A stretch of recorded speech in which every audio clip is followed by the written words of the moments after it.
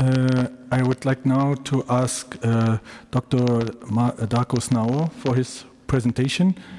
Darko Znaor is an associate expert for Avalon Association, for Avalon Foundation in the Netherlands.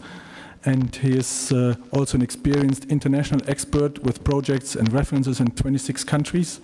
He has been project manager and consultant for the World Bank, UN agency, and the EU as well as governmental agency, and 2 EU universities. So we are happy to have you here. And I beg you to please stay in the 7 to 10 minutes time frame, and please focus on solutions. We heard already very many obstacles and limits, and from your experience, please focus on the solutions. Thank you very much. Thank you, Mr. Chairman. It is my pleasure to be here. It's always actually a pleasure to be in Hungary, and particularly in Gödöllő. I'm also very glad to see so many familiar faces and friends and colleagues with whom I've been working over all these years. I would like to share with you some ideas and also some experiences from the work of the Avalon Foundation, and also particularly focus my presentation on the lessons learned from all that work. Well, I'm going to tackle 4 issues, and I'm indeed going to focus on solutions.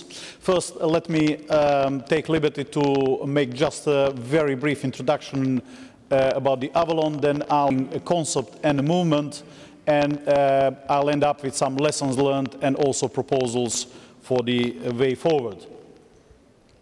Well, Avalon has been established in 1991 in the Netherlands as a foundation aiming at supporting development of organic farming in transition countries. Actually, it was one of the very first organizations from the old member states supporting development of organic farming in what we know today as new member states.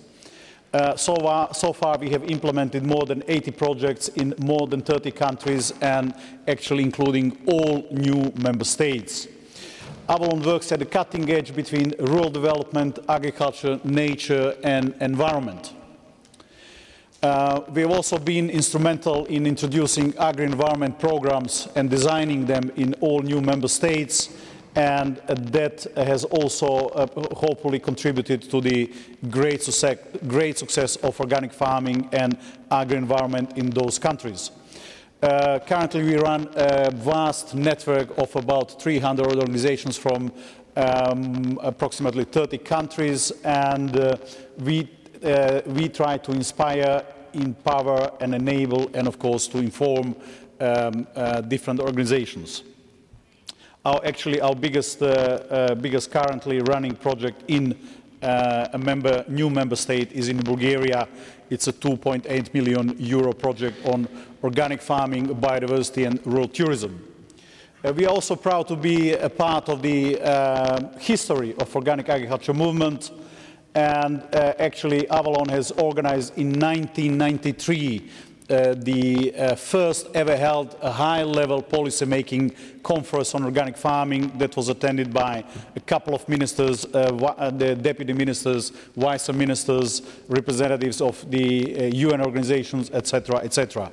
And we are also proud that we have contributed to the merging understanding between organic movement on one hand and also the, let's say, the nature conservation movement at the other hand. So here you can see also the proceedings of our workshop organized in 1996 in Groznan in Croatia, where actually for the first time ever all major nature conservation organizations supported and declared that organic farming can contribute to biodiversity.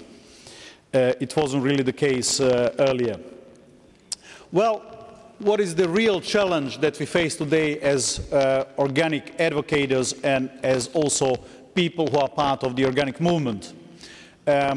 Since I promised that I'll focus on solutions, I'm not going really to elaborate in detail, but I'm just going to highlight that actually the challenges that we face today are quite different than what we faced 20 years ago.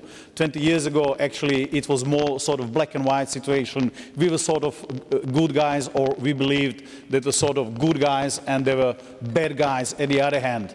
Well, today there is a quite different situation. Organic farming has went more mainstream, has expanded, has enlarged, and at the other hand, also the conventional farming has also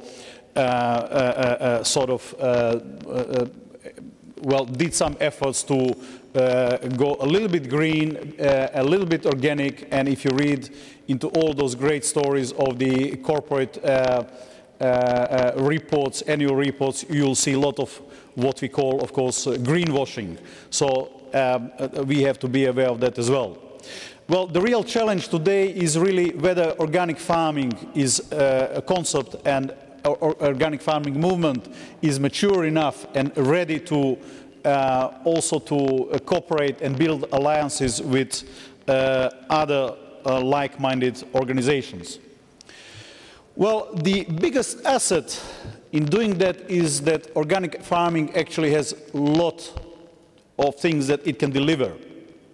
Well, actually, one of the things that other sort of movements are really jealous about us is our system thinking. And also, well, we tend to see and advocate things holistically and also advocate a shift away what we call single tactic therapeutic interventions. And also, we have to be aware that organic farming is not really the solution to all problems of this world. But at the same time, organic farming is one of the second best alternatives. So organic farming does deliver a lot of public goods and benefits, and there is a vast body of scientific evidence that can prove that. Well, what are the lessons learned and what is the way forward? Well, first of all, it is very important to see and notice that organic farming and organic movement shouldn't really stand as a self-content and isolated movement and concept. So we should really try to create synergy with all sorts of potential alliances, and some of them have already been mentioned, particularly in the previous two presentations.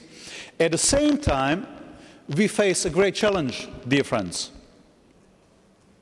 And that challenge is how to maintain our integrity, how to maintain and keep basic principles of organic farming while entering into dialogue and building alliances with these potential partners. So that is really a sort of big challenge, but at the other hand, it is really, we feel, a sort of imperative of our age. Well, just to mention how we've been doing that, let's say 3 activities that we did in the last month. We have been actually invited to deliver a presentation on organic farming in the World Bank headquarters, and I think that was the first time ever that organic farming was presented in the World Bank. We also took part in Washington recently at a high-level conference on the future of food. And last but not least, we have met President Clinton last weekend, so we are really trying to do some networking and lobbying at the highest possible level. To conclude, what are the possible ways forward? Well, first of all, a big lesson that we learned over all these years is that if you develop something, it should really be seen as a sort of shared ownership with the wider social platforms. And we have also heard from the previous presentations experiences, also particularly from Hungary and partly also in the example of Slovenia.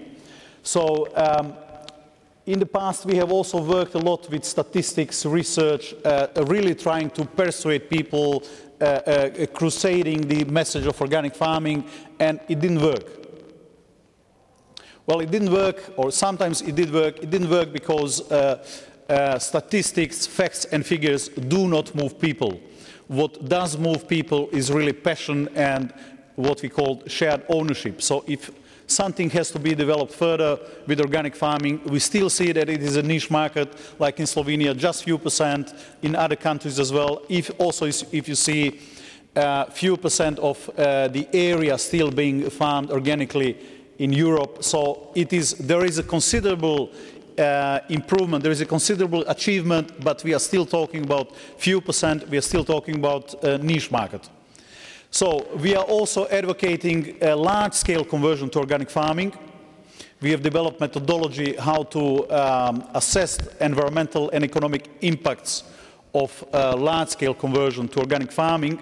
And we are also working on generating and supporting new concepts such as multi-value shopping, real cost of farming, and a couple of other concepts.